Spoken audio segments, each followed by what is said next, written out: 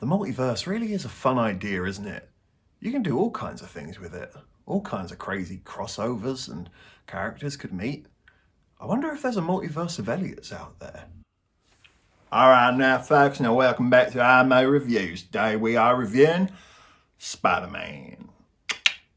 Welcome back to IMO Reviews. Don't mind the noise in the background, the dingo is just having a fight with the croc, but it's all good. Today we are reviewing Spider-Man No Way Home. Bonjour, je m'appelle Elliot, et toi?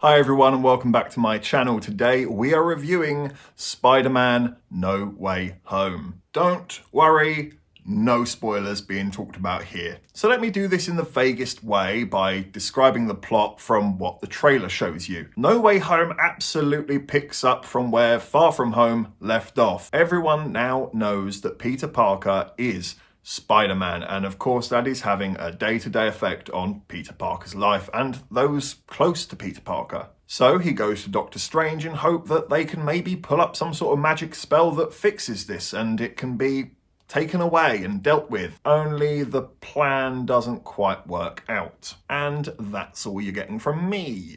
Before we go any further though, if you could be a dear, hit that like button, hit that subscribe button as well. It really does help me and the channel massively, and we thank you if you do. So let's cut the bullshit. I loved it. I loved every damn minute, second of this movie. I felt myself turn back into an 8-year-old boy, just giddy about Spider-Man, just watching him fight and shoot webs and fly around the city. I felt my youth pour itself back into me.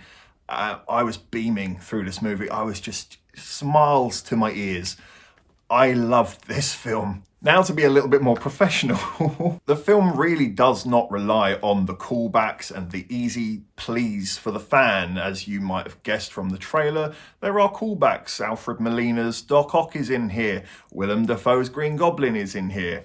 It's great to have them back, but they don't rely on it. They really don't. They actually have a plot and a story and character depth to be told here, and they really do explore it to its fullest, and I thought that was fantastic. And with all that going on, you'd think things are going to get lost by the side here. They're not going to be as impactful as they hope they're going to be or how they've been set up to be, but I really didn't feel that. There was a lot going on, and there probably was some excess that realistically didn't need to be there, but everything that was built to be important hit home. It really was focused on this is where the emotional weight of the story is.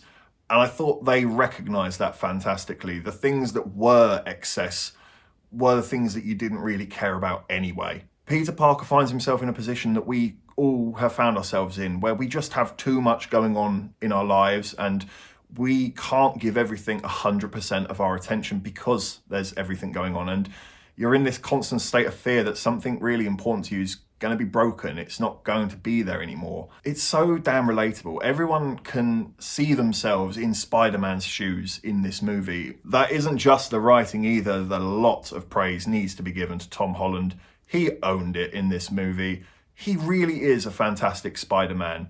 I've always liked him. I've always seen him like I've thought, yep, you're the guy. But I don't know if I really fully bought him as the fully grown-up version of Spider-Man. Not yet. He always, to me, felt like Spider-Man when he's 15. This movie was the one where he went from that 15-year-old boy to Spider-Man. He felt like he grew up in this film. Again, such a good performance, but it's aided with such good writing. They really, really mastered the character here. Other standout performances for me, Jamie Foxx was superb in this movie. He really brought it. He is 10 times better than when we last saw him in Amazing Spider-Man 2, I think it was. Yes, if my memory serves me right. So much better. His design looks better. His personality is better. His confidence is better. His actual reasoning for why he is evil and why he does the things he does was better. Sandman started strong as a character, but I thought he very quickly became forgotten. And I can say the same about the Lizard. Sorry, that's quite hard to say. The Lizard. Although I don't think the Lizard ever really was recognised at any point in this movie. He really just sort of felt like a very sideline character who's just going to pop in here and there. Again, excess, but I didn't actually mind it because I don't think that's where the emotional weight is to be explored. But I can say this for the Lizard, his design is a lot better. I thought his voice was better. Yeah, this is a much smarter, cooler design. Even on a technical aspect, I think this film achieves wonders. The web swinging scenes are done really nicely in a sort of POV standard, if you will. The action is really smooth and followable. There's no quick cut jump over here now. No, it sort of all goes into one swift motion. This started here and it knocked down that domino and it knocked down that one, and that was a lot of fun. I thought the fight scenes had a lot of personality as well. It depends who's fighting who, but whatever set of abilities each person has, they make sure that those abilities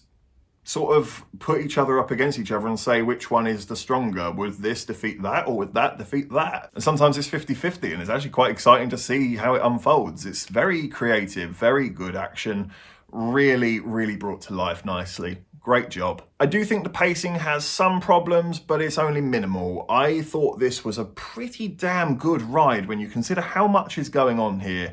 I thought the pacing was pretty damn solid from start to finish, but it was as we were closing in on that finale, I can't lie, my bum was numb as hell. I was shuffling, I was doing this, and it wasn't that I wasn't enjoying the movie. I was loving the movie, but I had just been sat on my backside for like 2.5 hours straight, and I needed some blood flow going on downstairs. It just it sounded really wrong, but it was starting to wane on me, and I was starting to feel that time kicking in as we got towards the end. So I do think it could be sharper, but I'm really not going to be too mean about that because it could have been a lot worse. So I think the fact that it's as smooth as it is actually quite miraculous, frankly. I had such a blast with this movie. I want to see it again. I want it on Blu-ray. I would even say that this might be my favorite MCU movie. That's strong. I don't know if I can definitely say it takes the top spot. Maybe I need to look back at some others and be sure and revisit this one. But I can fairly confidently say it's top 3. It's very easily top 3. But that being said, I don't think it's my favourite Spider-Man movie, which seems weird because it's up high in the old Marvel ranking. My noggin for you works in strange ways. Personally, if we're ranking Spider-Man movies for me, the number 1 is still Spider-Man 2. I love that movie. I really love that movie. Then it's Into the Spider-Verse, and then it's No Way Home. I do still think that those two, personally, for me, I still rank those higher than No Way Home. But that is no slight or insult against No Way Home, because the two I've personally put above it, I think are masterpieces. So you're in very good company. I'm going to give Spider-Man No Way Home, you knew it, a 10 out of 10.